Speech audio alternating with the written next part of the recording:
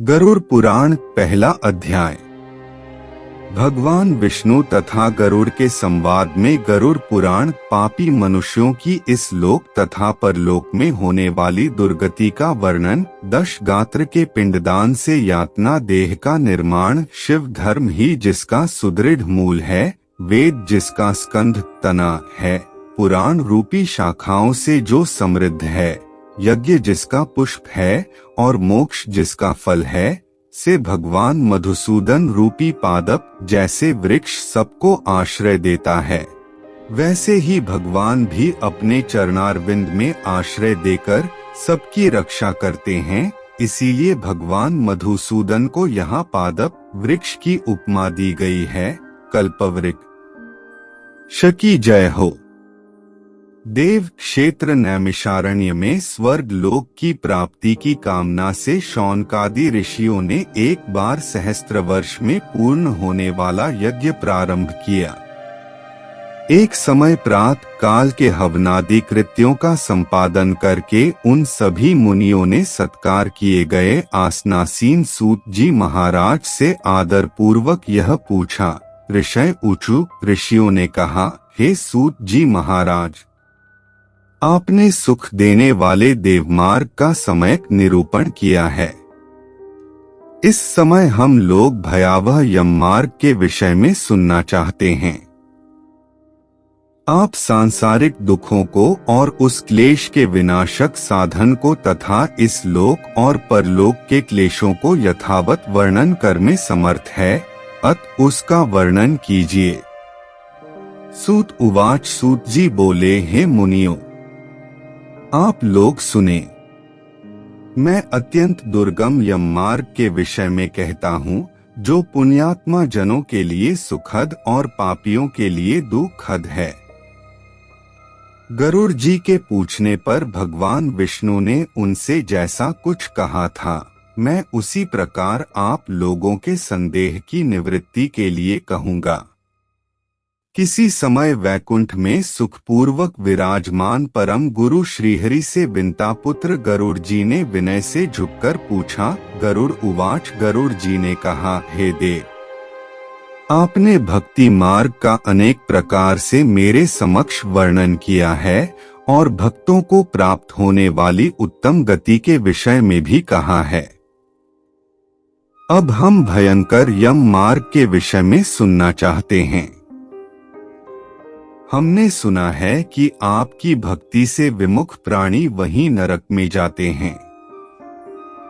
भगवान का नाम सुगमता पूर्वक लिया जा सकता है। जिह्वा प्राणी के अपने वश में है तो भी लोग नरक में जाते हैं, से अधम मनुष्यों को बार बार धिक्कार है। इसलिए हे भगवान, पापियों को जो गति प्राप्त होती है तथा यम मार्ग में जैसे वे अनेक प्रकार के दुख प्राप्त करते हैं, उसे आप मुझसे कहें। श्री भगवानुवाच श्री भगवान बोले, हे पक्षींद्र, सुनो, मैं उस यम मार्ग के विषय में कहता हूँ, जिस मार्ग से पापी जन नरक की यात्रा करते हैं और जो सुनने वालों के लिए भी भयावह है।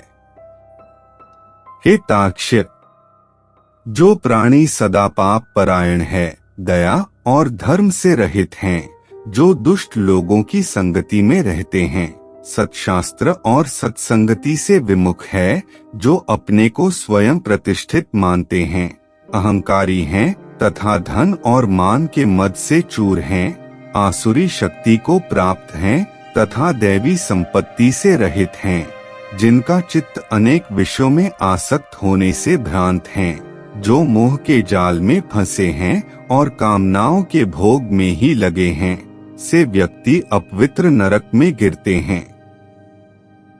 जो लोग ज्ञानशील हैं, वे परम गति को प्राप्त होते हैं। पापी मनुष्य दुख पूर्वक यम यातना प्राप्त करते हैं। पापियों को इस लोक में जैसे दुख की प्राप्ति होती है और मृत्यु के पश्चात वे जैसी यम यातना को प्राप्त होते हैं, उसे सुनो। यथोपार्जित पुण्य और पाप के फलों को पूर्व में भोग कर कर्म के संबंध से उसे कोई शारीरिक रोग हो जाता है। आदि मानसिक रोग और व्याधि शारीरिक रोग से युक्त तथा जीवन धारण करने की आशा से उत्कंठित उस व्यक्ति की जानकारी के बिना ही सर्प की भांति बलवान काल उसके समीप आ पहुंचता है। उस मृत्यु की संप्राप्ति की स्थिति में भी उसे वैराग्य नहीं होता। उसने जिनका भरण पोषण किया था उन्हीं के द्वारा उसका भरण पोषण होता है। वृद्धावस्था के कारण विकृत रूप वाला और मरणाभिमुख वह व्यक्ति घर में अवमानना पूर्वक दी हुई वस्तुओं को कुत्ते की भांति खाता हुआ जीवन व्यतीत करता है। वह रोगी हो जाता है, उसे मंदाग्नि हो जाती है और उसका आहार तथा उसकी सभी चेष्टाएं कम हो जाती हैं। प्राण वायु के बाहर निकलते समय आंखें उलट जाती हैं, नाड़ियां कफ से रुक जाती हैं, उसे खांसी और श्वास लेने में प्रयत्न करना पड़ता है तथा कंठ से घुर-घुर से शब्द निकलने लगते हैं। चिंतामग्न स्वजनों से घिरा हुआ तथा सोया हुआ वह व्यक्ति कालपाश के वशीभूत होने के कारण बुलाने पर भी नहीं बोलता। इस प्रकार कुटुंब के भरण पोषण में ही निरंतर लगा रहने वाला अजितेंद्रिय व्यक्ति अंत में रोते बिलखते बंधु बांधवों के बीच उत्कट वेदना से संज्ञा शून्य होकर मर जाता है। हे गरुड़, उस अंतिम क्षण में प्राणी को व्यापक दिव्य दृष्टि प्राप्त हो जाती है, जिससे वह लोक परलोक को एकत्र देखने लगता है। अत चकित होकर वह कुछ भी नहीं कहना चाहता। यमदूतों के समीप आने पर भी सभी इंद्रियां विकल हो जाती हैं, चेतना जड़ीभूत हो जाती है और प्राण चलायमान हो जाते हैं। आतुर काल में प्राण वायु के अपने स्थान से चल देने पर एक क्षण भी एक कल्प के समान प्रतीत होता है और 100 बिच्छुओं के डंक मारने जैसी पीड़ा होती है। वैसी पीड़ा का उस समय उसे अनुभव होने लगता है। वह मरणासन व्यक्ति फेन उगलने लगता है और उसका मुख लार से भर जाता है। पापी जनों के प्राणवायु अधोद्वार गुदामार्ग से निकलते हैं।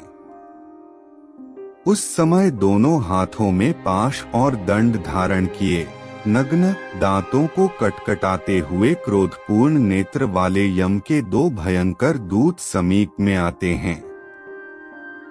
उनके केश ऊपर की ओर उठे होते हैं, वे कौए के समान काले होते हैं और टेढ़े मुख वाले होते हैं तथा उनके नख आयुध की भांति होते हैं।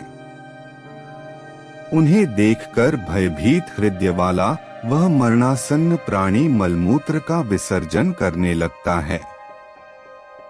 अपने 5 भौतिक शरीर से हाय हाय करते हुए निकलता हुआ तथा यमदूतों के द्वारा पकड़ा हुआ वह अंगुष्ठ मात्र प्रमाण का पुरुष अपने घर को देखता हुआ यमदूतों के द्वारा यातना देह से ढककर के गले में बलपूर्वक पाशों से बांधकर सुदूर यम मार्ग यातना के लिए उसी प्रकार ले जाया जाता है, जिस प्रकार राजपुरुष दंडनीय अपराधी को ले जाते हैं। इस प्रकार ले जाए जाते हुए उस जीव को यम के दूत तर्जना करके डराते हैं और नरकों के तीव्र भय का पुन वर्णन करते हैं, सुनाते हैं। यमदूत कहते हैं, रे दुष्ट, शीघ्र चल, तुम यमलोक जाओगे। आज तुम्हें हम सब कुंभीपाक आदि नरकों में शीघ्र ही ले जाएंगे। इस प्रकार यमदूतों की वाणी तथा बंधु बांधवों का रुदन सुनता हुआ वह जीव जोर से हाहाकार करके विलाप करता है और यमदूतों के द्वारा प्रताड़ित किया जाता है। यमदूतों की तर्जनाओं से उसका हृदय विदीर्ण हो जाता है, वह कांपने लगता है। रास्ते में कुत्ते काटते हैं और अपने पापों का स्मरण करता हुआ वह पीड़ित जीव यम मार्ग में चलता है।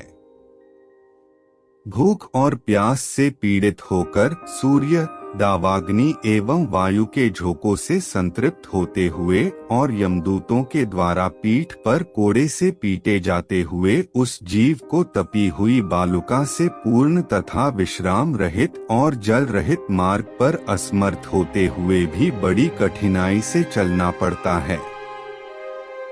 थककर जगह गिरता और मूर्छित होता हुआ वह पुनः उठकर पापीजनों की भांति अंधकारपूर्ण यमलोक में ले जाया जाता है। 2 अथवा 3 मुहूर्त में वह मनुष्य वहां पहुंचाया जाता है और यमदूत उसे घोर नरक यातनाओं को दिखाते हैं। मुहूर्त मात्र में यम को और नारकीय यातनाओं के भय को देखकर वह व्यक्ति यम की आज्ञा से आकाश मार्ग से यमदूतों के साथ पुनः इस लोक मनुष्य लोक में चला आता है। मनुष्य लोक में आकर अबादी वासना से बद्ध वह जीव देह में प्रविष्ट होने की इच्छा रखता है, किंतु यमदूतों द्वारा पकड़कर पाश में बांध दिए जाने से भूख और प्यास से अत्यंत पीड़ित होकर रोता है। हे ताक्ष्य, वह पातकी प्राणी पुत्रों से दिए हुए पिंड तथा आतुर काल में दिए हुए दान को प्राप्त करता है तो भी उस नास्तिक को तृप्ति नहीं होती। पुत्रादि के द्वारा पापियों के उद्देश्य से किए गए श्राद्ध, दान तथा जलांजलि उनके पास ठहरती नहीं। अत पिंडदान का भोग करने पर भी वे क्षुधा से व्याकुल होकर यम मार्ग में जाते हैं। जिनका पिंडदान नहीं होता वे प्रेत रूप में होकर कल्प पर्यंत निर्जन वन में दुखी होकर भ्रमण करते रहते हैं। सैकड़ों करोड़ कल्प बीत जाने पर भी बिना भोग किए कर्म फल का नाश नहीं होता और जब तक वह पापी जीव यातनाओं का भोग नहीं कर लेता तब तक उसे मनुष्य शरीर भी प्राप्त नहीं होता। हे पक्षी, इसलिए पुत्र को चाहिए कि वह 10 दिनों तक प्रतिदिन पिंडदान करे। हे पक्षी श्रेष्ठ, वे पिंड प्रतिदिन 4 भागों में विभक्त होते हैं। उनमें 2 भाग तो प्रेत के देह के पंचभूतों की पुष्टि के लिए होते हैं, तीसरा भाग यमदूतों को प्राप्त होता है और चौथे भाग से उस जीव को आहार प्राप्त होता है। 9 रात दिनों में पिंड को प्राप्त करके प्रेत का शरीर बन जाता है और 10वें दिन उसमें बल की प्राप्ति होती है। हे खग, मृत व्यक्ति के देह के जल जाने पर पिंड के द्वारा पुनः 1 हाथ लंबा शरीर प्राप्त होता है, जिसके द्वारा वह प्राणी यमलोक के रास्ते में शुभ और अशुभ कर्मों के फल को भोगता है। पहले दिन जो पिंड दिया जाता है उससे उसका सिर बनता है, दूसरे दिन के पिंड से ग्रीवा, गर्दन और स्कंध, कंधे तथा तीसरे पिंड से हृदय बनता है। चौथे पिंड से पृष्ठभाग, पीठ, 5वें से नाभि, 6ठे तथा 7वें पिंड से क्रमश कटी, कमर और गुह्यांग उत्पन्न होते हैं। 8वें पिंड से उरु, जांघें और 9वें पिंड से जानु, घुटने तथा पैर बनते हैं। इस प्रकार 9 पिंडों से देह को प्राप्त करके 10वें पिंड से उसकी क्षुधा और तृषा, भूख प्यास ये दोनों जागृत होती हैं। इस पिंडज शरीर को प्राप्त करके भूख और प्यास से पीड़ित जीव 11वें तथा 12वें 2 दिन भोजन करता है। 13वें दिन यमदूतों के द्वारा बंदर की तरह बंधा हुआ वह प्राणी अकेला उस यम मार्ग में जाता है। हे खग, मार्ग में मिलने वाली वैतरणी को छोड़कर यमलोक के मार्ग की दूरी का प्रमाण 86,000 योजन है। वह प्रेत प्रतिदिन रात दिन में 247 योजन चलता है। मार्ग में आए हुए इन 16 पुरों, नगर को पार करके पातकी व्यक्ति धर्मराज के भवन में जाता है। 1 सौम्यपुर, 2 सौरिपुर, 3 नगेंद्र भवन, 4 गंधर्वपुर, 5 शैलागम, 6 क्रौंचपुर, 7 क्रूरपुर, 8 विचित्र भवन, 9 बहवापतपुर, 10 दूखदपुर, 11 नानाक्रंदपुर, 12 सुतप्त भवन, 13 रौद्रपुर, 14 पयोवर्षणपुर, 15 शीताढ्यपुर तथा 16 बहुभीतिपुर को पार करके इनके आगे यमपुरी में धर्मराज का भवन स्थित है। यमराज के दूतों के पाशों से बंधा हुआ पापी जीव रास्ते भर हाहाकार करता रोता हुआ अपने घर को छोड़ करके यमपुरी को जाता है। इस प्रकार गरुड़ पुराण के अंतर्गत सारोद्धार में पापियों के इस लोक तथा परलोक के दुख का निरूपण नामक पहला अध्याय पूर्ण हुआ। गरुड़ पुराण दूसरा अध्याय। गरुड़ उवाच, गरुड़ जी ने कहा, हे केशव, यमलोक का मार्ग किस प्रकार दुखदायी होता है? पापी लोग वहां किस प्रकार जाते हैं, वह मुझे बताइए। श्री भगवानुवाच, श्री भगवान बोले, हे गरुड़, महान दुख प्रदान करने वाले यम मार्ग के विषय में मैं तुमसे कहता हूँ, मेरा भक्त होने पर भी तुम उसे सुनकर कांप उठोगे। यम मार्ग में वृक्ष की छाया नहीं है जहाँ प्राणी विश्राम कर सके। उस यम मार्ग में अन्न आदि भी नहीं है जिनसे कि वह अपने प्राणों की रक्षा कर सके। हे खग, वहां कहीं जल भी नहीं दिखता जिसे अत्यंत तृषातुर वह जीव पी सके। वहां प्रलयकाल की भांति बारहों सूर्य तपते रहते हैं। उस मार्ग में जाता हुआ पापी कभी बर्फीली हवा से पीड़ित होता है तथा कभी कांटे चुभते हैं और कभी महाविषधर सर्पों के द्वारा डसा जाता है। वह पापी कहीं सिंहों, व्याघ्रों और भयंकर कुत्तों द्वारा खाया जाता है, कहीं बिच्छुओं द्वारा डसा जाता है और कहीं उसे आग से जलाया जाता है। तब कहीं अति भयंकर महान असिपत्रवन नामक नरक में वह पहुंचता है, जो 2000 योजन विस्तार वाला कहा गया है। वह वन कौओं, उल्लुओं, वटों, पक्षी विशेषों, गीधों, सर्गों तथा डांसों से व्याप्त है। उसमें चारों ओर दावाग्नि व्याप्त है। असिपत्र के पत्तों से वह जीव उस वन में छिन्न भिन्न हो जाता है। कहीं अंधे कुएं में गिरता है, कहीं विकट पर्वत से गिरता है, कहीं छुरे की धार पर चलता है तो कहीं कीलों के ऊपर चलता है। कहीं घने अंधकार में गिरता है, कहीं उग्र भय उत्पन्न करने वाले जल में गिरता है, कहीं जोंकों से भरे हुए कीचड़ में गिरता है तो कहीं जलते हुए कीचड़ में गिरता है। कहीं तपी हुई बालुका से व्याप्त और कहीं धधकते हुए ताम्रमय मार्ग, कहीं अंगार की राशि और कहीं अत्यधिक धुएं से भरे हुए मार्ग पर उसे चलना पड़ता है। कहीं अंगार की वृष्टि होती है, कहीं बिजली गिरने के साथ शिलावृष्टि होती है, कहीं रक्त की, कहीं शस्त्र की और कहीं गर्म जल की वृष्टि होती है। कहीं खारे कीचड़ की वृष्टि होती है। मार्ग में कहीं गहरी खाई है, कहीं पर्वत शिखरों की चढ़ाई है और कहीं कंदराओं में प्रवेश करना पड़ता है। वहाँ मार्ग में कहीं घना अंधकार है तो कहीं दुख से चढ़ी जाने योग्य शिलाएं हैं, कहीं मवाद, रक्त तथा विष्ठा से भरे हुए तालाब हैं। यम मार्ग के बीचों बीच अत्यंत उग्र और घोर वैतरणी नदी बहती है। वह देखने पर दुखदायिनी हो तो क्या आश्चर्य, उसकी वार्ता ही भय पैदा करने वाली है। वह 100 योजन चौड़ी है, उसमें पूय, पीबमवाद और शोणित रक्त बहते रहते हैं। हड्डियों के समूह से तट बने हैं, अर्थात उसके तट पर हड्डियों का ढेर लगा रहता है।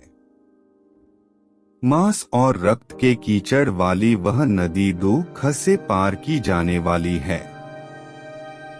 अथाह गहरी और पापियों द्वारा दुखपूर्वक पार की जाने वाली यह नदी के श्रूपी सेवार से भरी होने के कारण दुर्गम है। वह विशालकाय ग्राहों, घड़ियालों से व्याप्त है और सैकड़ों प्रकार के घोर पक्षियों से आवृत है।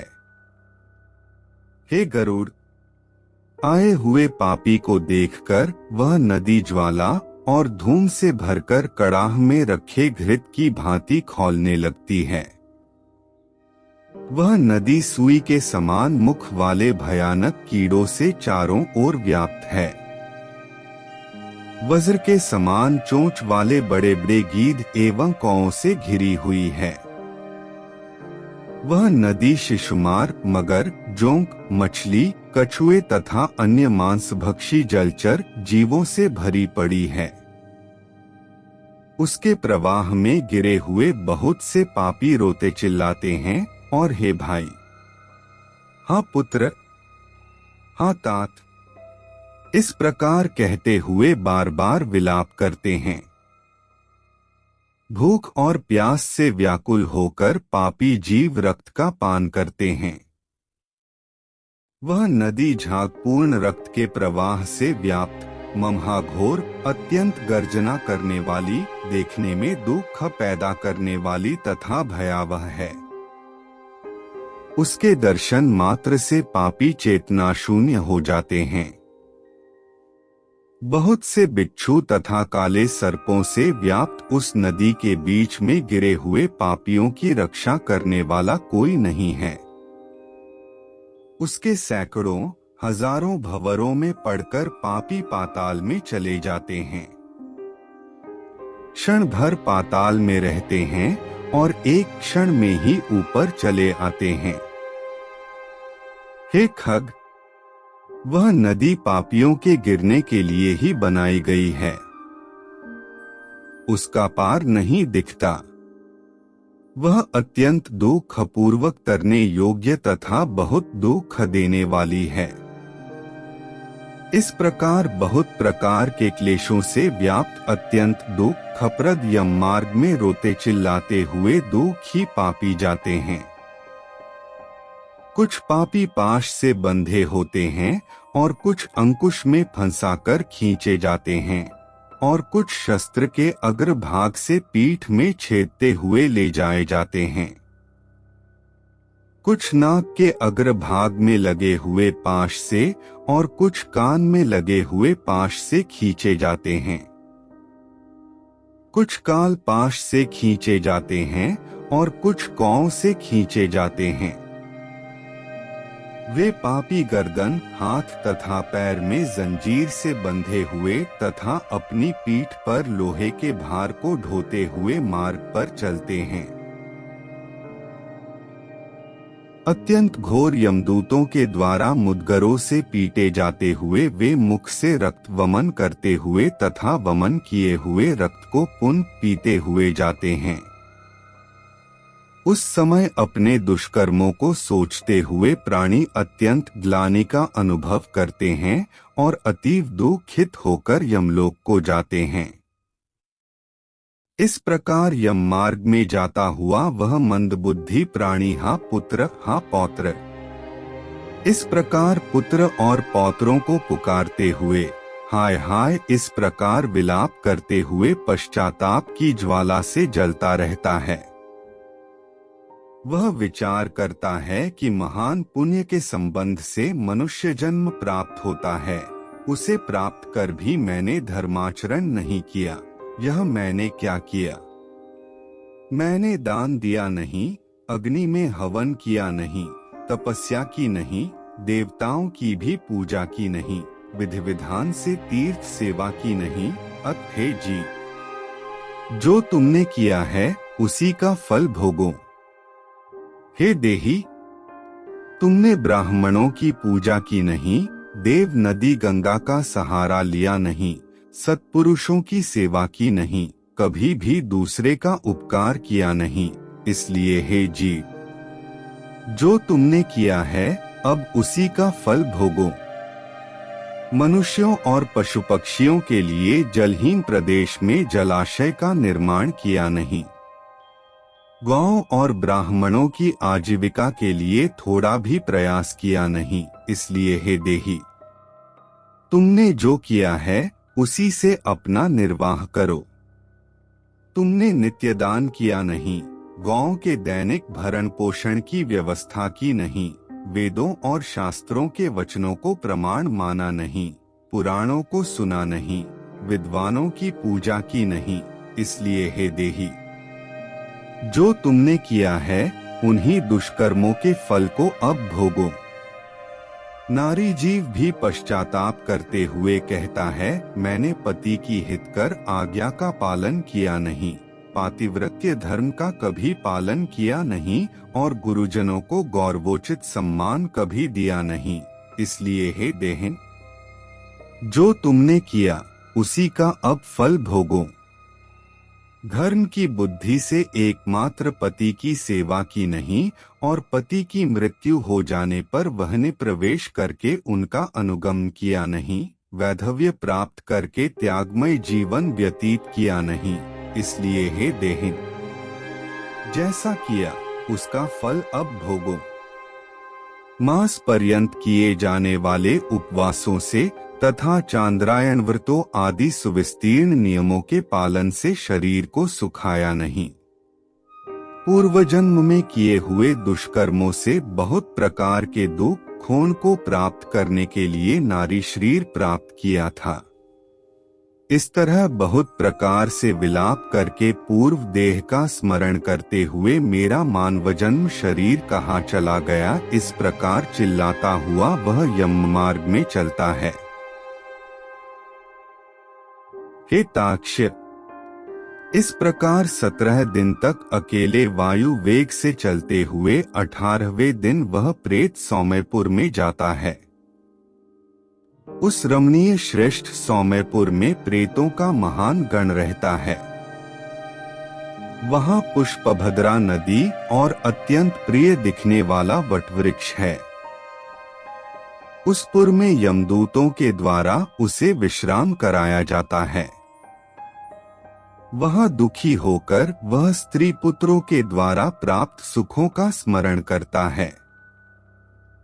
वह अपने धन, भृत्य और पौत्र आदि के विषय में जब सोचने लगता है तो वहां रहने वाले यम के किंकर उससे इस प्रकार कहते हैं, धन कहाँ है, पुत्र कहाँ है, पत्नी कहाँ है, मित्र कहाँ है, बंधु बांधव कहाँ है। हे मूढ़, जीव अपने कर्मोपार्जित फल को ही भोगता है, इसलिए सुदीर्घ काल तक इस यम मार्ग पर चलो।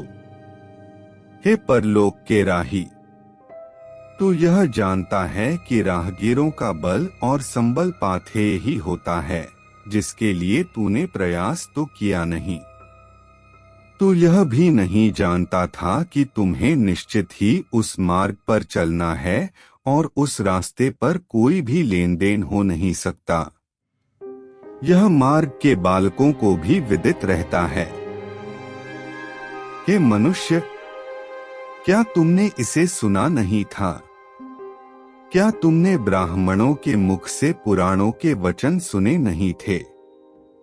इस प्रकार कहकर मुदगरों से पीटा जाता हुआ वह जीव गिरते पड़ते दौड़ते हुए बलपूर्वक पाशों से खींचा जाता है।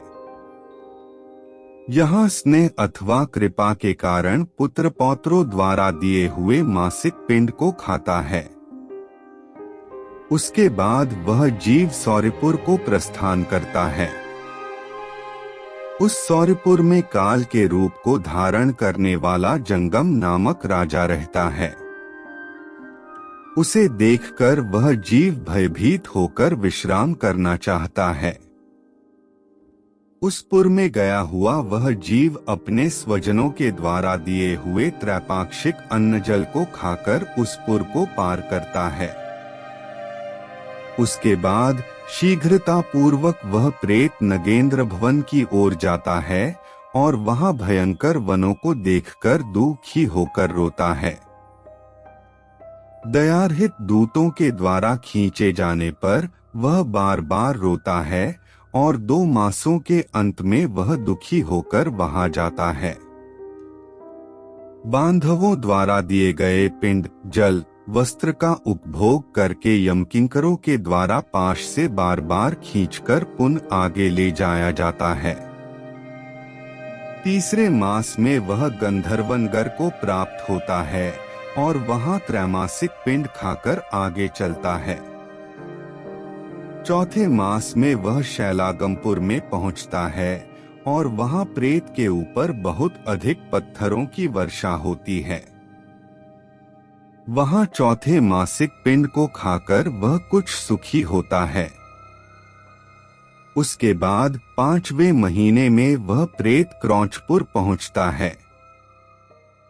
क्रौंचपुर में स्थित वह प्रेत वहां बांधवों द्वारा हाथ से दिए गए 5वें मासिक पिंड को खाकर आगे क्रूरपुर की ओर चलता है।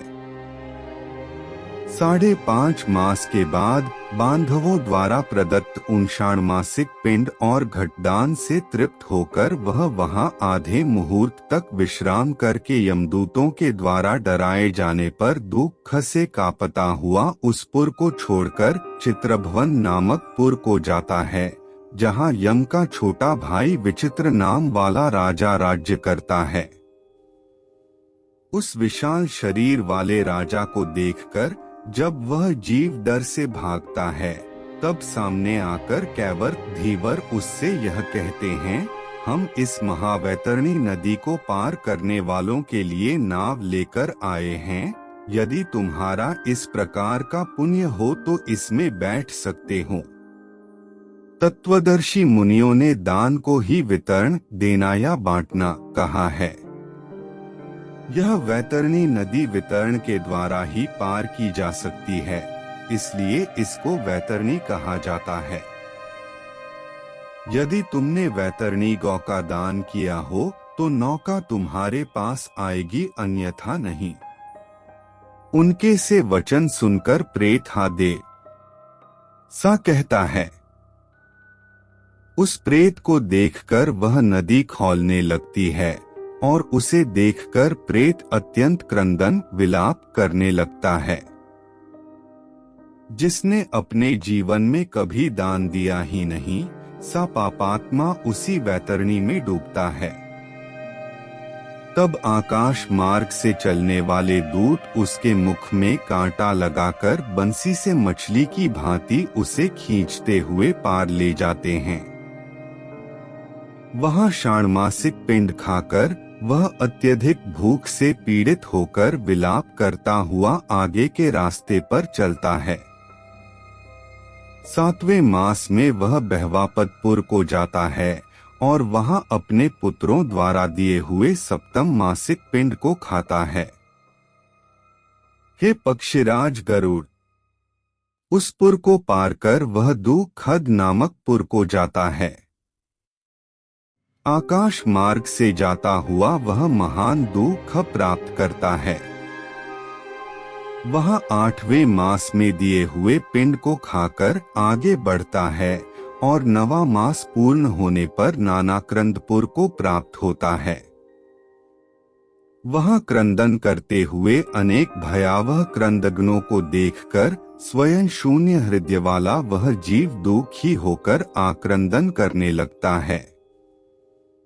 उस पुर को छोड़कर वह यमदूतों के द्वारा भयभीत किया जाता हुआ 10वें महीने में अत्यंत कठिनाई से सुतप्त भवन नामक नगर में पहुंचता है। वह पुत्रादि से पिंडदान और जलांजलि प्राप्त करके भी सुखी नहीं होता। 11वां मास पूरा होने पर वह रौद्रपुर को जाता है और पुत्रादि के द्वारा दिए हुए 11 मासिक पिंड को वहां खाता है। 11.5 मास बीतने पर वह जीव पयोवर्षण नामक नगर में पहुंचता है। वहां प्रेतों को दुख देने वाले मेघ घनघोर वर्षा करते हैं। वहां पर दुखी वह प्रेत उनाब्दिक श्राद्ध के पिंड को खाता है। इसके बाद वर्ष पूरा होने पर वह जीव शीताढ़ नामक नगर को प्राप्त होता है। वहां हिम से भी 100 गुनी अधिक महान ठंड पड़ती है। शीत से दुखी तथा क्षुधित वह जीव इस आशा से 10 दिशाओं में देखता है कि शायद कहीं कोई हमारा बांधव हो जो मेरे दुख को दूर कर सके। तब यम के दूत कहते हैं, तुम्हारा सब पुण्य कहाँ है? फिर वार्षिक पिंड को खाकर वह धैर्य धारण करता है।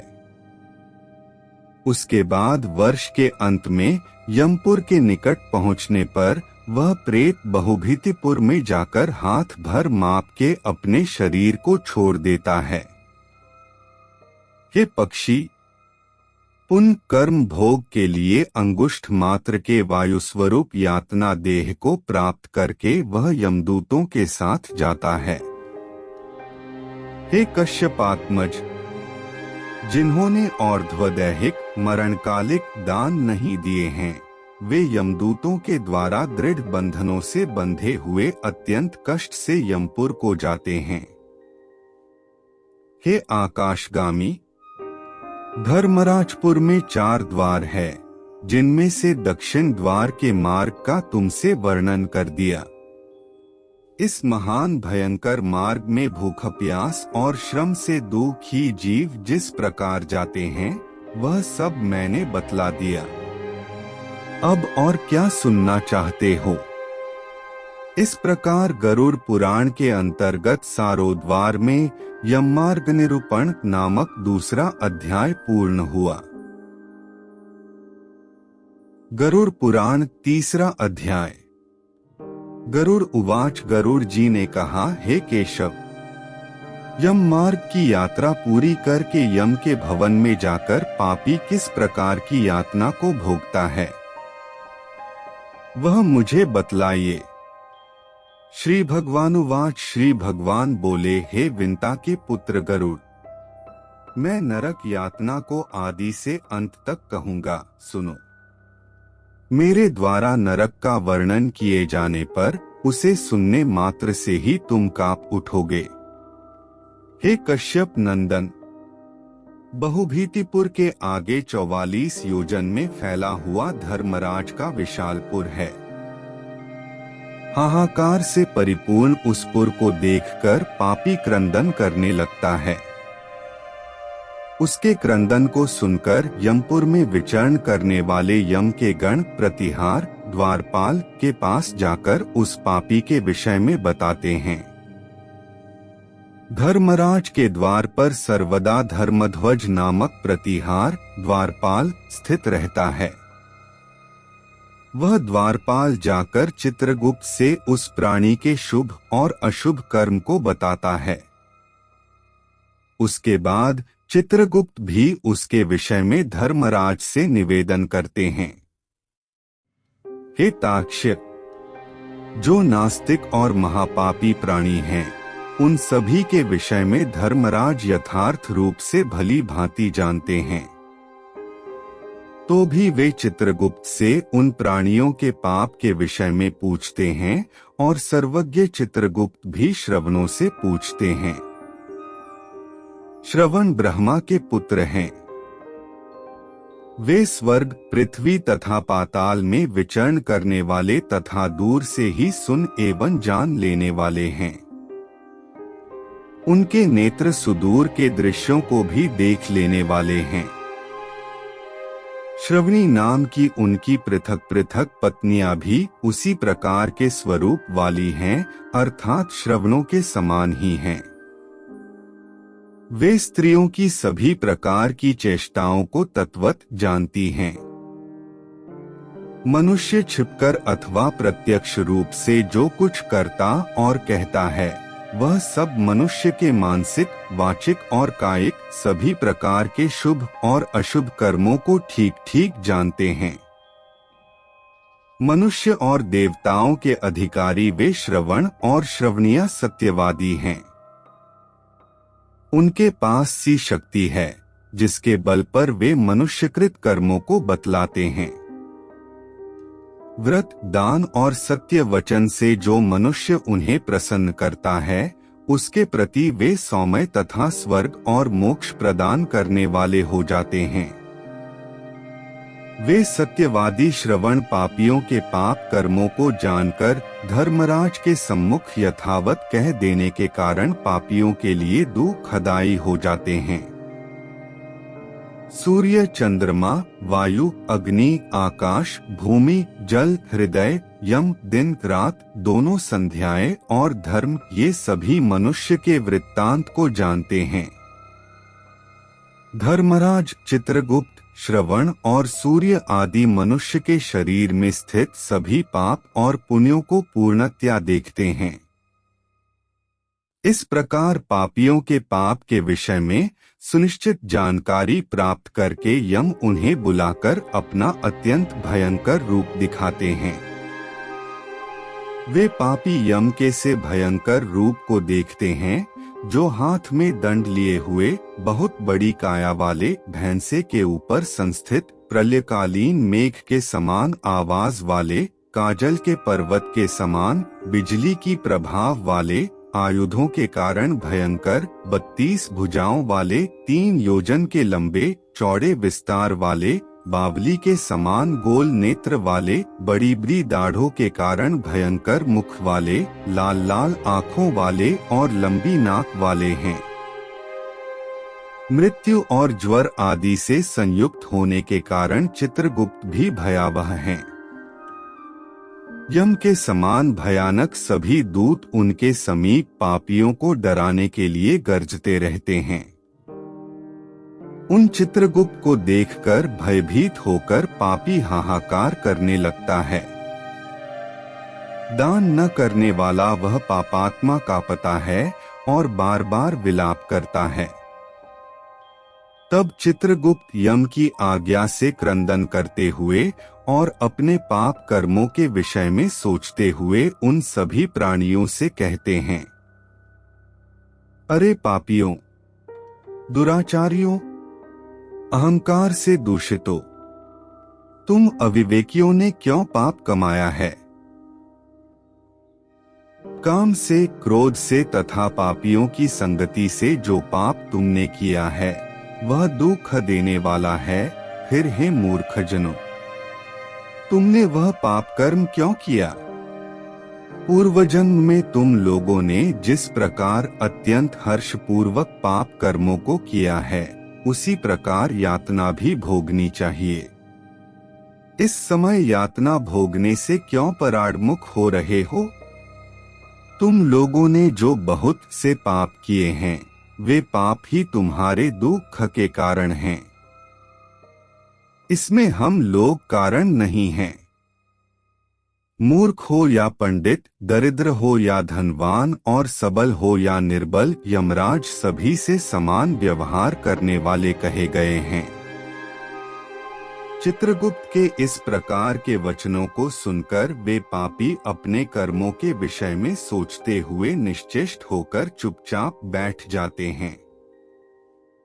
धर्मराज भी चोर की भांति निश्चल बैठे हुए उन पापियों को देखकर उनके पापों का मार्जन करने के लिए यथोचित दंड देने की आज्ञा करते हैं। इसके बाद वे निर्दयी दूत उन्हें पीटते हुए कहते हैं, हे पापी, महान घोर और अत्यंत भयानक नरकों में चलो। यम के आज्ञाकारी प्रचंड और चंडक आदि नाम वाले दूत एक पाश से उन्हें बांधकर नरक की ओर ले जाते हैं। वहां जलती हुई अग्नि के समान प्रभा वाला एक विशाल वृक्ष है, जो 5 योजन में फैला हुआ है तथा 1 योजन ऊंचा है। उस वृक्ष में नीचे मुख करके उसे सांकलों से बांधकर वे दूत पीटते हैं। वहां जलते हुए वे रोते हैं, पर वहां उनका कोई रक्षक नहीं होता। उसी शाल्मली वृक्ष में भूख और प्यास से पीड़ित तथा यमदूतों द्वारा पीटे जाते हुए अनेक पापी लटकते रहते हैं। वे आश्रयविहीन पापी अंजलि बांधकर, हे यमदूतों, मेरे अपराध को क्षमा कर दो, सा उन दूतों से निवेदन करते हैं। बार बार लोहे की लाठियों, मुदगरों, भालों और बर्छियों, गदाओं और मूसलों से उन दूतों के द्वारा वे अत्यधिक मारे जाते हैं।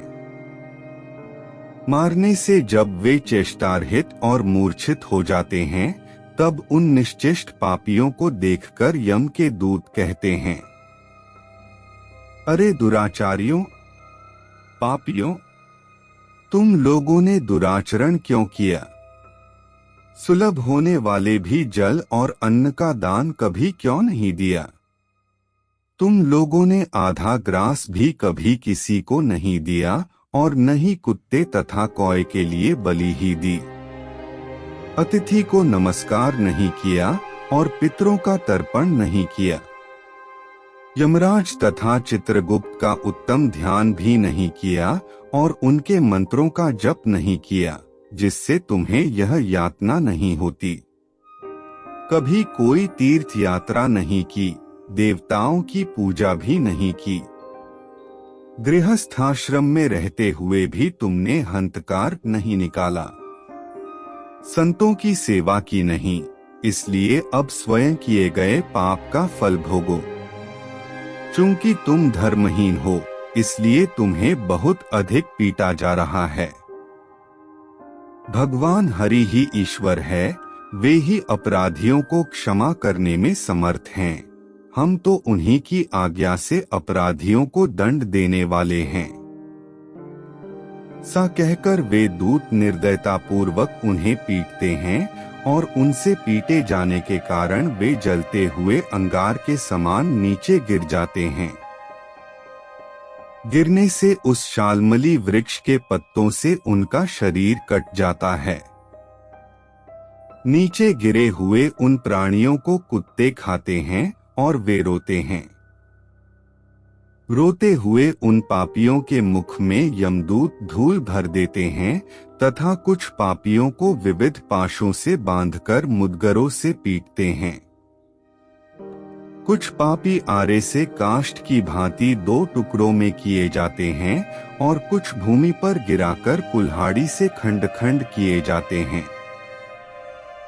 कुछ को गड्ढे में आधा गाड़कर सिर में बाणों से भेदन किया जाता है। कुछ दूसरे पेरने वाले यंत्र में डालकर इक्षुदंड गन्ने की भांति पेरे जाते हैं। कुछ को चारों ओर से जलते हुए अंगारों से युक्त उल्मुख जलती हुई लकड़ी से ढक करके लौहपिंड की भांति धधकाया जाता है। कुछ को घी के खौलते हुए कड़ाही में, कुछ को तेल के कड़ाहे में तले जाते हुए बड़े की भांति इधर उधर चलाया जाता है। किन्हीं को मतवाले गजेंद्रों के सम्मुख रास्ते में फेंक दिया जाता है, किन्हीं को हाथ और पैर बांधकर अधोमुख लटकाया जाता है। किन्हीं को कुएं में फेंका जाता है, किन्हीं को पर्वतों से गिराया जाता है, कुछ दूसरे कीड़ों से युक्त कुंडों में डुबो दिए जाते हैं, जहां वे कीड़ों के द्वारा व्यथित होते हैं। कुछ पापी वज्र के समान चोंच वाले बड़े बड़े कौओं, गीधों और मांस भोजी पक्षियों द्वारा शिरोदेश में, नेत्र में और मुख में चोंचों से आघात करके नोचे जाते हैं। कुछ दूसरे पापियों से ऋण को वापस करने की प्रार्थना करते हुए कहते हैं, मेरा धन दो, मेरा धन दो। यमलोक में मैंने तुम्हें देख लिया है, मेरा धन तुम ही ने लिया है। नरक में इस प्रकार विवाद करते हुए पापियों के अंगों से सरसियों द्वारा मांस नोचकर यमदूत उन्हें देते हैं। इस प्रकार उन पापियों को समेत प्रताड़ित करके यम की आज्ञा से यमदूत खींचकर तामिस्त्र आदि घोर नरकों में फेंक देते हैं। उस वृक्ष के समीप में ही बहुत दुख खून से परिपूर्ण नरक है, जिनमें प्राप्त होने वाले महान दुख खून का वर्णन वाणी से नहीं किया जा सकता।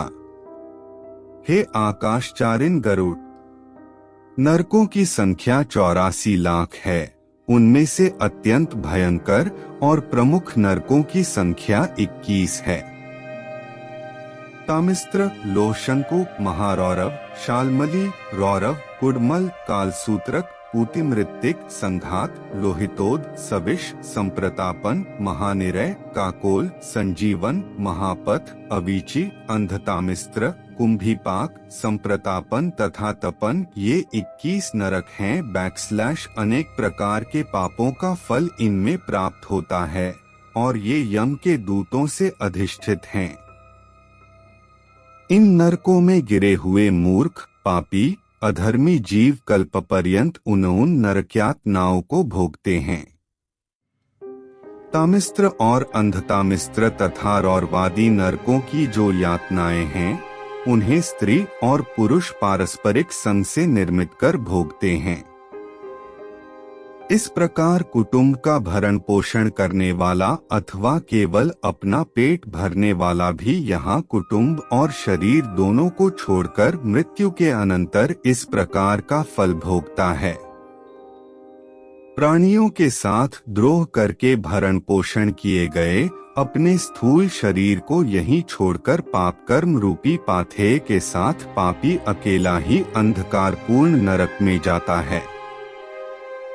जिसका द्रव्य चोरी चला गया है, से व्यक्ति की भांति पापी पुरुष दैव से प्राप्त अधर्म पूर्वक कुटुंब पोषण के फल को नरक में आतुर होकर भोगता है।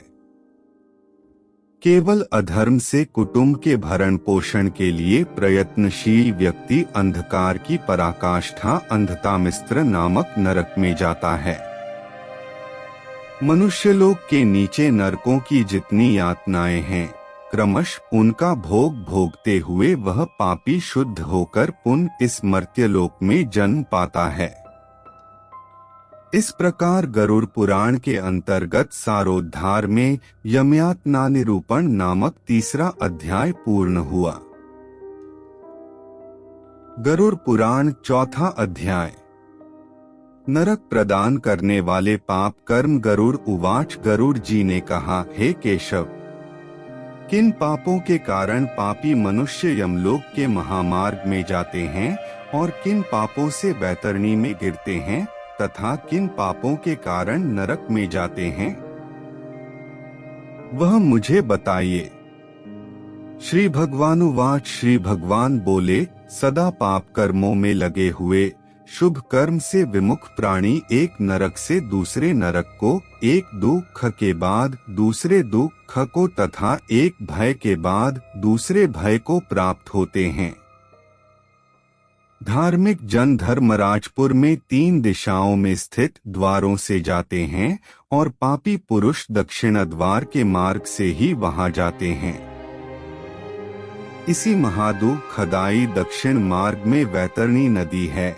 उसमें जो पापी पुरुष जाते हैं, उन्हें मैं तुम्हें बताता हूँ। जो ब्राह्मणों की हत्या करने वाले, सुरापान करने वाले, गोघाती, बाल हत्यारे, स्त्री की हत्या करने वाले, गर्भपात करने वाले और गुप्त रूप से पाप करने वाले हैं।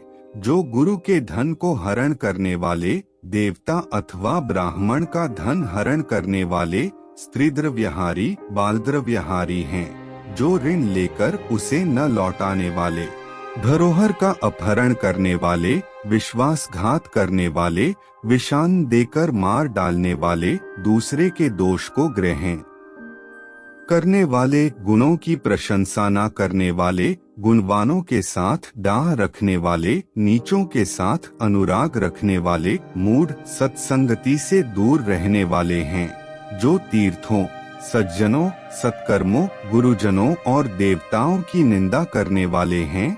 पुराण, वेद, मीमांसा, न्याय और वेदांत को दूषित करने वाले हैं। दुखी व्यक्ति को देखकर प्रसन्न होने वाले, प्रसन्न को दुख देने वाले, दुर्वचन बोलने वाले तथा सदा दूषित चित्तवृत्ति वाले हैं। जो हितकर वाक्य और शास्त्रीय वचनों को कभी न सुनने वाले, अपने को सर्वश्रेष्ठ समझने वाले, घमंडी, मूर्ख होते हुए अपने को विद्वान समझने वाले हैं, ये तथा अन्य बहुत पापों का अर्जन करने वाले अधर्मी जीव रात दिन रोते हुए यम मार्ग में जाते हैं। यमदूतों के द्वारा पीटे जाते हुए वे पापी वैतरणी की ओर जाते हैं और उसमें गिरते हैं। से उन पापियों के विषय में मैं तुम्हें बताता हूँ जो माता, पिता, गुरु, आचार्य तथा पूज्यजनों को अपमानित करते हैं, वे मनुष्य वैतरणी में डूबते हैं। जो पुरुष पतिव्रता, सच्चरित्र, उत्तम कुल में उत्पन्न, विनय से युक्त स्त्री को द्वेष के कारण छोड़ देते हैं, वे वैतरणी में पड़ते हैं। जो हजारों गुणों के होने पर भी सत्पुरुषों में दोष का आरोपण करते हैं और उनकी अवहेलना करते हैं, वे वैतरणी में पड़ते हैं। वचन दे करके जो ब्राह्मण को यथार्थ रूप में दान नहीं देता है और बुला करके जो व्यक्ति नहीं है सा कहता है, वे दोनों सदा वैतरणी में निवास करते हैं। स्वयं दी हुई वस्तु का जो अपहरण कर लेता है, दान देकर पश्चाताप करता है, जो दूसरे की आजीविका का हरण कर लेता है, दान देने से रोकता है, यज्ञ का विध्वंस करता है, कथा भंग करता है, क्षेत्र की सीमा का हरण कर लेता है और गोचर भूमि को जोतता है, वह वैतरणी में पड़ता है। ब्राह्मण होकर रस विक्रय करने वाला, वृषली का पति, शूद्र स्त्री का ब्राह्मण पति, वेद प्रतिपादित यज्ञ के अतिरिक्त अपने लिए पशुओं की हत्या करने वाला, ब्रह्मकर्म से च्युत, मांस भोजी, मद्य पीने वाला, उच्छृंखल स्वभाव वाला, शास्त्र अध्ययन से रहित ब्राह्मण, वेद पढ़ने वाला शूद्र, कपिला का दूध पीने वाला शूद्र, यज्ञोपवीत धारण करने वाला शूद्र, ब्राह्मणी का पति बनने वाला शूद्र, राजमहिषी के साथ व्यभिचार करने वाला, पराई स्त्री का अपहरण करने वाला, कन्या के साथ कामाचार की इच्छा रखने वाला तथा जो सतीत्व नष्ट करने वाला है, ये सभी तथा इसी प्रकार और भी बहुत निषिद्धाचरण करने में उत्सुक तथा शास्त्र विहित कर्मों को त्याग वाले वे मूढ़जन वैतरणी में गिरते हैं। सभी मार्गों को पार करके पापी यम के भवन में पहुंचते हैं और पुनः यम की आज्ञा से आकर दूत लोग उन्हें वैतरणी में फेंक देते हैं। हे खगराज, यह वैतरणी नदी कष्ट प्रदान करने वाले सभी प्रमुख नरकों में सर्वाधिक कष्टप्रद है। इसलिए यमदूत पापियों को उस वैतरणी में फेंकते हैं।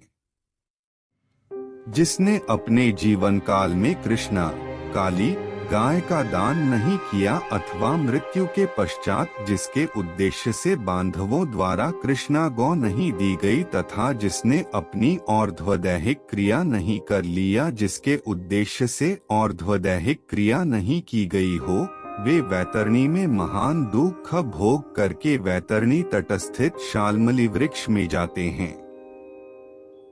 जो झूठी गवाही देने वाले, धर्म पालन का ढोंग करने वाले, छल से धन का अर्जन करने वाले, चोरी द्वारा आजीविका चलाने वाले, अत्यधिक वृक्षों को काटने वाले, वन और वाटिका को नष्ट करने वाले, व्रत तथा तीर्थ का परित्याग करने वाले, विधवा के शील को नष्ट करने वाले हैं।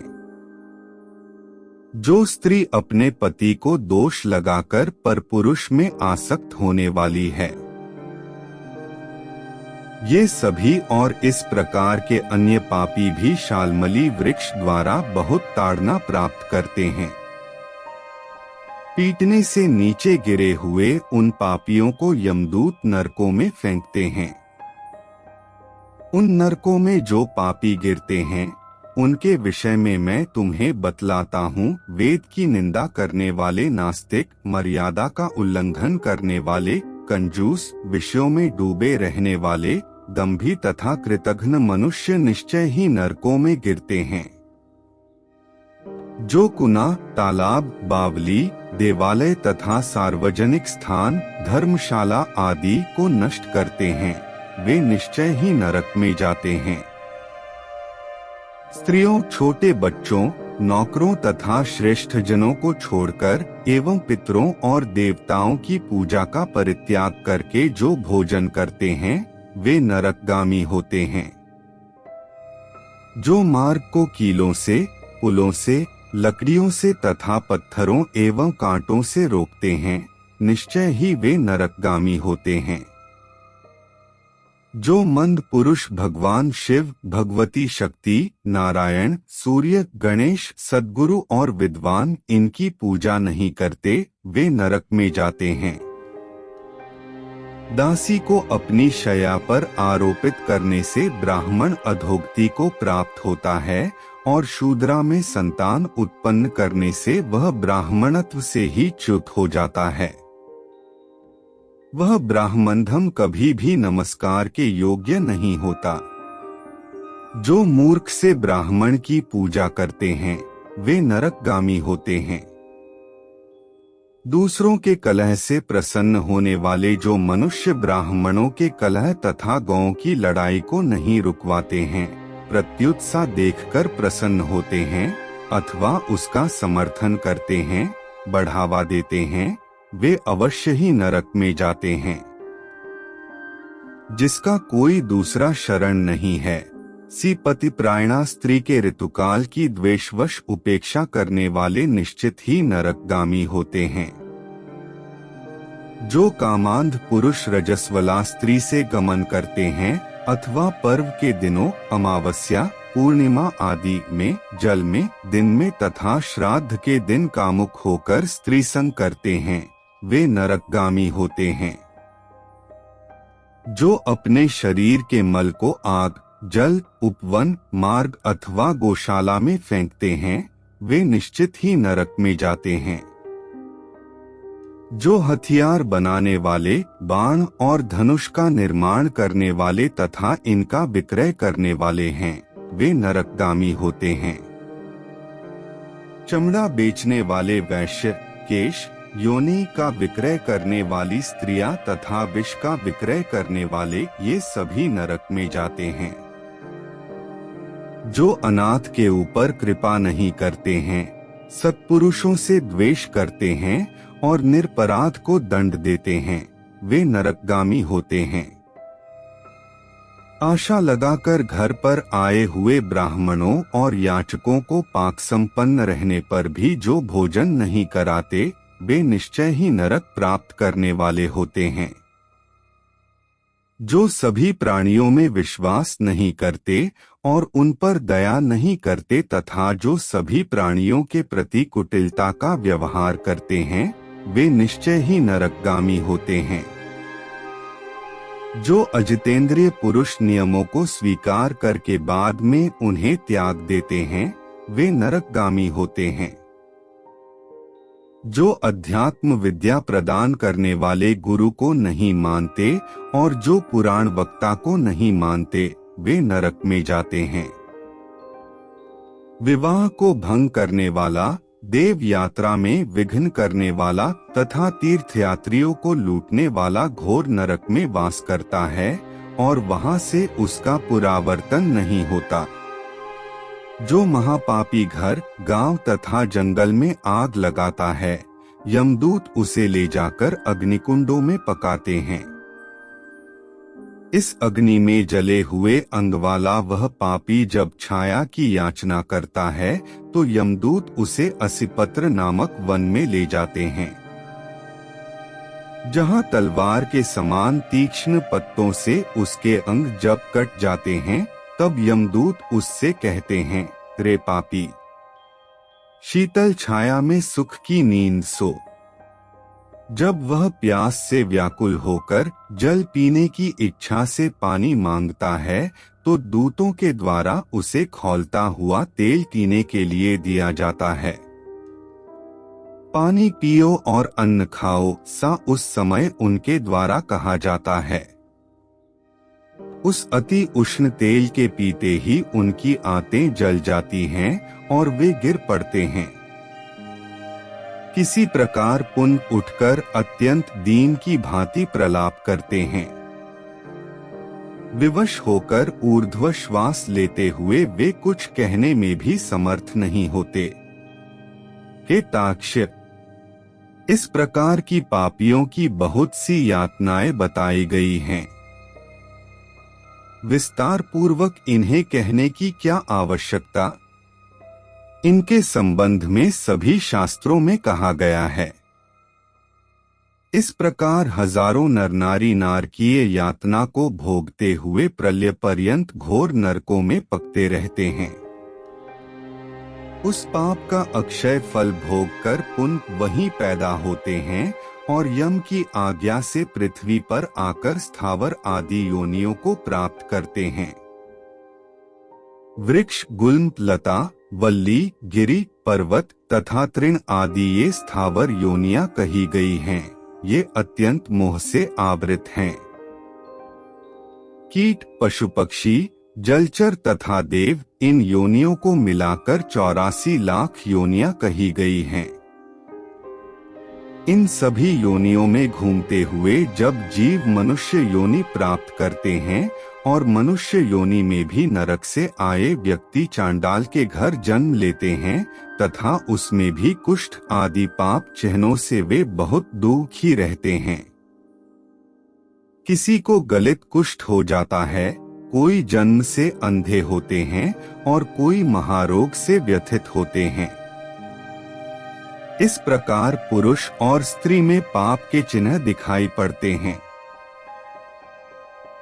गरुड़ पुराण 5वां अध्याय।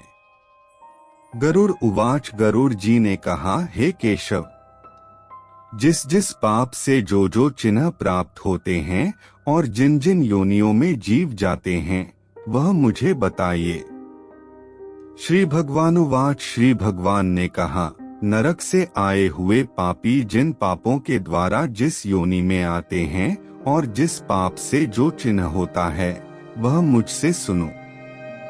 ब्रह्महत्यारा क्षय रोगी होता है, गाय की हत्या करने वाला मूर्ख और कुबड़ा होता है, कन्या की हत्या करने वाला कोढ़ी होता है और ये तीनों पापी चांडाल योनि प्राप्त करते हैं।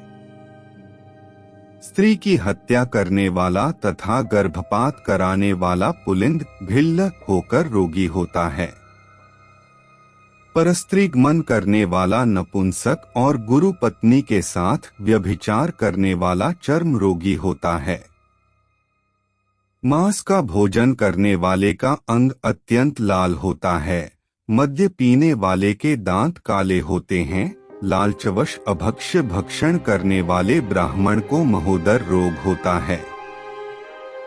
जो दूसरे को दिए बिना मिष्टान्न खाता है उसे गले में गंडमाला रोग होता है। श्राद्ध में अपवित्र अन्न देने वाला श्वेत कुष्ठी होता है। गर्व से गुरु का अपमान करने वाला मनुष्य मिर्गी का रोगी होता है। वेदशास्त्र की निंदा करने वाला निश्चित ही पांडुरोगी होता है। झूठी गवाही देने वाला गूंगा, पक्ति भेद करने वाला काना, विवाह में विघ्न करने वाला व्यक्ति ओष्ठ रहित और पुस्तक चुराने वाला जन्मांध होता है। गाय और ब्राह्मण को पैर से मारने वाला लूला लंगड़ा होता है। झूठ बोलने वाला हकलाकर बोलता है तथा झूठी बात सुनने वाला बहरा होता है। विष देने वाला मूर्ख और उन्मत्त, पागल तथा आग लगाने वाला खलवाट गंजा होता है। पल मांस बेचने वाला अभागा और दूसरे का मांस खाने वाला रोगी होता है। रत्नों का अपहरण करने वाला हीन जाति में उत्पन्न होता है। सोना चुराने वाला नखरोगी और अन्य धातुओं को चुराने वाला निर्धन होता है। अन्न चुराने वाला चूहा और धान चुराने वाला शलभ टिड्डी होता है। जल की चोरी करने वाला चातक और विष का व्यवहार करने वाला वृश्चिक बिच्छू होता है। शाकपात चुराने वाला मयूर होता है। शुभ गंध वाली वस्तुओं को चुराने वाला छुछुंदरी होता है। मधु चुराने वाला डांस, मांस चुराने वाला गीध और नमक चुराने वाला चींटी होता है।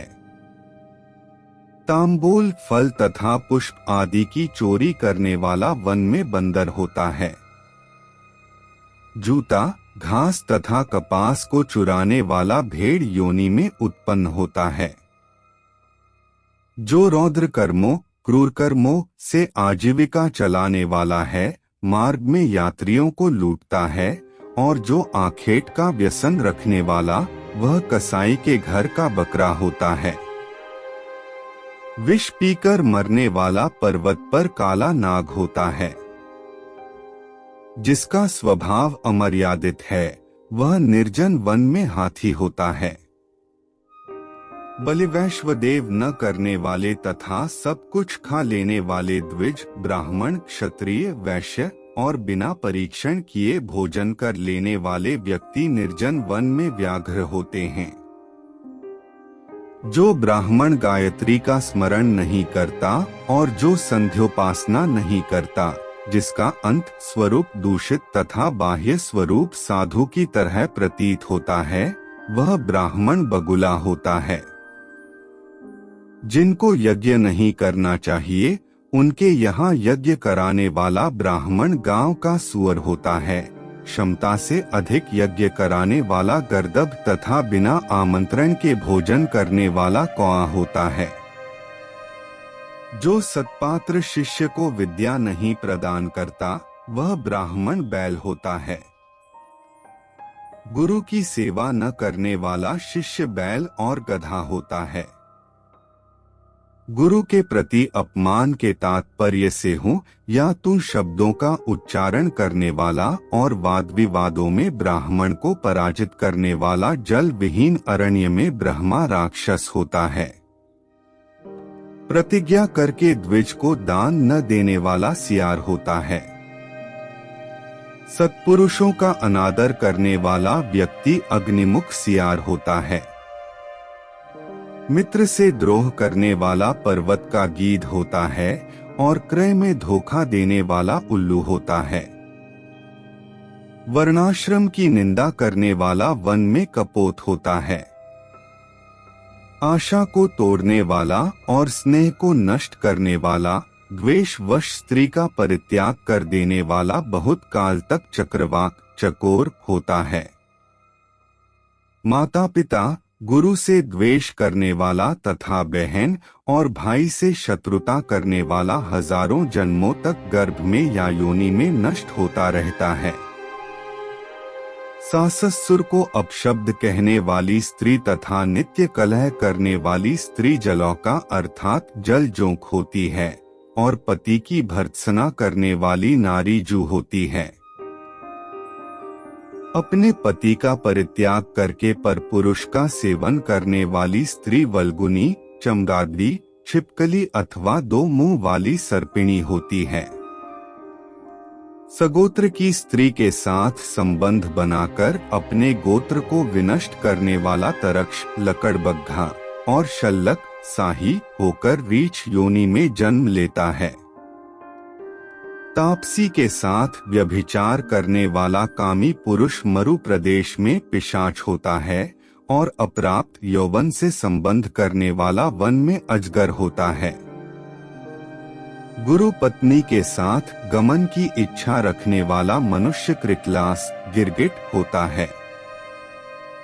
राजपत्नी के साथ गमन करने वाला ऊंट तथा मित्र की पत्नी के साथ गमन करने वाला गधा होता है। गुदा गमन करने वाला विष्ठा भोगी सूअर तथा शूद्रागामी बैल होता है। जो महाकामी होता है, वह काम लंपट घोड़ा होता है।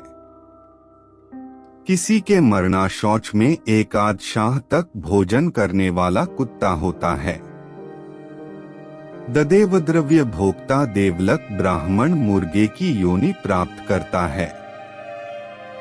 जो ब्राह्मणधम द्रव्यार्जन के लिए देवता की पूजा करता है, वह देवलक कहलाता है।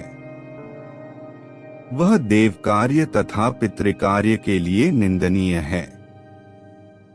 महापातक से प्राप्त अत्यंत घोर एवं दारुण नरकों का भोग प्राप्त करके महापात की व्यक्ति कर्म के क्षय होने पर पुनः इस मर्त्य लोक में जन्म लेते हैं। ब्रह्महत्यारा गधा, ऊंट और महिषी की योनि प्राप्त करता है तथा सुरापान करने वाला भेड़िया, कुत्ता एवं सियार की योनि में जाते हैं। स्वर्ण चुराने वाला कृमि, कीट तथा पतंग की योनि प्राप्त करता है।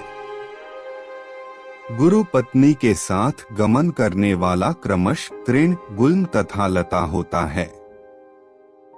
परस्त्री का हरण करने वाला, धरोहर का हरण करने वाला तथा ब्राह्मण के धन का अपहरण करने वाला ब्रह्मरास होता है। ब्राह्मण का धन कपट स्नेह से खाने वाला 7 पीढ़ियों तक अपने कुल का विनाश करता है और बलात्कार तथा चोरी के द्वारा खाने पर जब तक चंद्रमा और तारकों की स्थिति होती है तब तक वह अपने कुल को जलाता है। लोहे और पत्थरों के चूर्ण तथा विष को व्यक्ति पचा सकता है, पर तीनों लोकों में सा कौन व्यक्ति है जो ब्रह्मस्व ब्राह्मण के धन को पचा सकता है। ब्राह्मण के धन से पोषित की गई सेना तथा वाहन युद्ध काल में बालू से बने सेतु बांध के समान नष्ट भ्रष्ट हो जाते हैं। देवद्रव्य का उपभोग करने से अथवा ब्रह्मस्वरूप का हरण करने से, ब्राह्मण का अतिक्रमण करने से कुल पतित हो जाते हैं। अपने आश्रित वेद परायण ब्राह्मण को छोड़कर अन्य ब्राह्मण को दान देना ब्राह्मण का अतिक्रमण करना कहलाता है। वेद वेदांग के ज्ञान से रहित ब्राह्मण को छोड़ना अतिक्रमण नहीं कहलाता है, क्योंकि जलती हुई आग को छोड़कर भस्म में आहुति नहीं दी जाती। हे ताक्ष्य, ब्राह्मण का अतिक्रमण करने वाला व्यक्ति नरकों को भोगकर क्रमश जन्मांध एवं दरिद्र होता है। वह कभी दाता नहीं बन सकता, अपितु याचक ही रहता है। अपने द्वारा दी हुई अथवा दूसरे द्वारा दी गई पृथ्वी को जो छीन लेता है वह 60,000 वर्षों तक विष्ठा का कीड़ा होता है। जो स्वयं कुछ देकर पुण्य स्वयं ले भी लेता है वह पापी एक कल्प तक नरक में रहता है। जीविका अथवा भूमि का दान देकर यत्न पूर्वक उसकी रक्षा करनी चाहिए। जो रक्षा नहीं करता प्रत्युत उसे हर लेता है वह पंगु अर्थात लंगड़ा कुत्ता होता है। ब्राह्मण को आजीविका देने वाला व्यक्ति 1 लाख गोदान का फल प्राप्त करता है और ब्राह्मण की वृत्ति का हरण करने वाला बंदर, कुत्ता तथा लंगूर होता है। हे खगेश्वर, प्राणियों को अपने कर्म के अनुसार लोक में पूर्वोक्त योनियां तथा शरीर पर चिन्ह देखने को मिलते हैं। इस प्रकार दुष्कर्म करने वाले जीव नारकीय यातनाओं को भोगकर अवशिष्ट पापों को भोगने के लिए इन पूर्वोक्त योनियों में जाते हैं। इसके बाद हजारों जन्मों तक तिर्यक, पशु पक्षी का शरीर प्राप्त करके वे बोझा ढोने आदि कार्यों से दुख प्राप्त करते हैं। फिर पक्षी बनकर वर्षा, शीत तथा आतप से दुखी होते हैं। इसके बाद अंत में जब पुण्य और पाप बराबर हो जाते हैं तब मनुष्य की योनि मिलती है।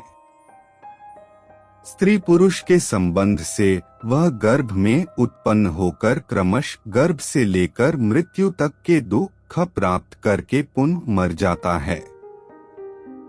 इस प्रकार सभी प्राणियों का जन्म और विनाश होता है। यह जन्म मरण का चक्र चारों प्रकार की सृष्टि में चलता रहता है। मेरी माया से प्राणी रहट घटी यंत्र की भांति ऊपर नीचे की योनियों में भ्रमण करते रहते हैं। कर्मपाश बंधे रहकर कभी वे नरक में और कभी भूमि पर जन्म लेते हैं। दान न देने से प्राणी दरिद्र होता है। दरिद्र हो जाने पर फिर पाप करता है। पाप के प्रभाव से नरक में जाता है और नरक से लौटकर पुण्य दरिद्र और पुण्य पापी होता है।